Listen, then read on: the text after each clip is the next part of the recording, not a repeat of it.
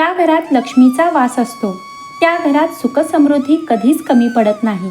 आपल्या घरात धन सुखसमृद्धी असावी, मुलांचं आयुष्य सुखाचं जावं आणि आपल्या घरातून लक्ष्मी कधीही दूर जाऊ नये अशी इच्छा प्रत्येक गृहिणीच्या मनात कुठेतरी असते.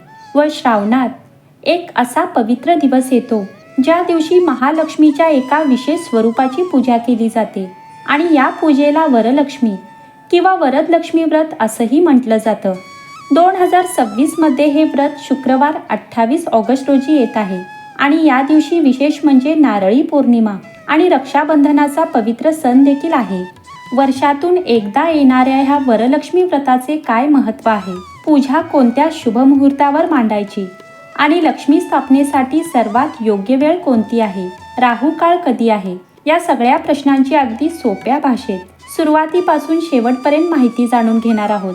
त्यामुळे व्हिडिओ शेवटपर्यंत नक्की पहा.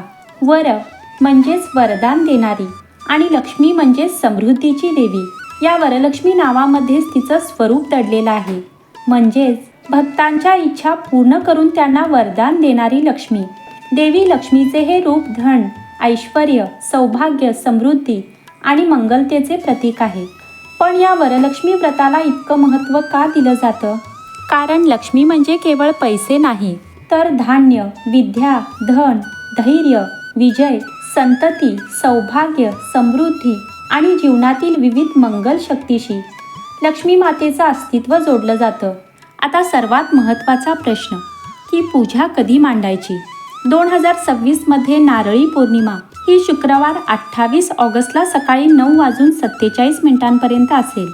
जर तुम्हाला सकाळीच पूजा मांडायची असेल तर सकाळची वेळ ही अधिक सोयीची असेल. मात्र सकाळी 10:54 पासून ते 12:02 राहू काळ आहे. राहू काळात शुभ कार्य आणि महत्त्वाचा शुभारंभ टाळण्याची पद्धत आहे. त्यामुळे या वेळेत कोणतेही शुभ कार्य केले जात नाही. त्यामुळे या 1-1.5 तासांची वेळ सोडून मांडणी करू शकता.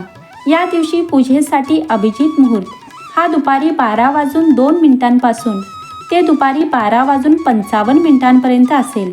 कलश मांडणीसाठी ही वेळ सर्वोत्तम आहे.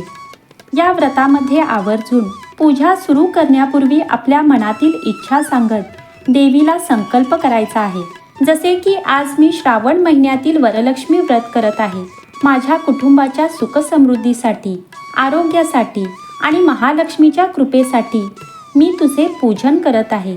हे माता लक्ष्मी, माझ्याकडून श्रद्धेने केलेली पूजा तू स्वीकार कर. अशा प्रकारे आपल्या शब्दातही संकल्प करता येतो. कोणत्याही मंगल कार्याची सुरुवात ही श्री गणेशाच्या स्मरणाने करण्याची परंपरा आहे. म्हणूनच सर्वप्रथम श्री गणेशाचे पूजन केले जाते आणि यानंतर श्री गणेशाय असे म्हणून या वरलक्ष्मी पूजेला सुरुवात करावी. देवीसमोर दीप प्रज्वलित करावा. आता पाहूयात कलश कसा मांडायचा. जिथे आपण पूजा मांडणार आहोत तिथे पूजेच्या जागी चौरंग ठेवून त्याभोवती रांगोळी काढावी.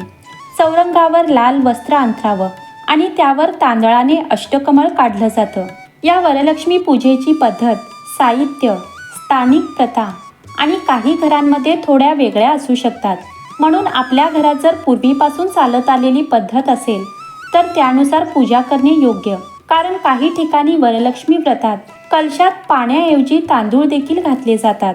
त्यामुळे तुम्ही पाण्याने किंवा तांदळाने भरलेला कलश स्थापित करावा.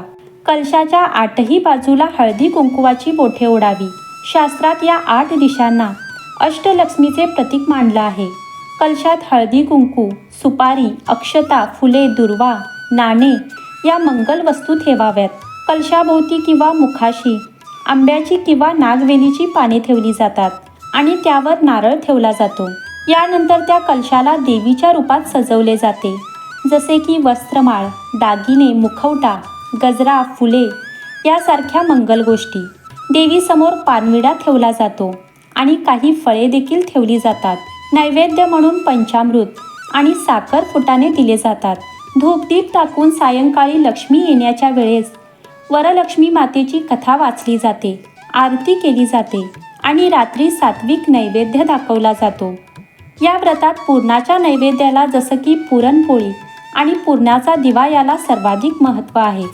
या वरलक्ष्मी मातेची पूजा म्हणजेच आपल्या जीवनाच्या सर्वच मंगल पैलूंसाठी देवीकडे प्रार्थना करण्याचा एक सुंदर प्रसंग आहे.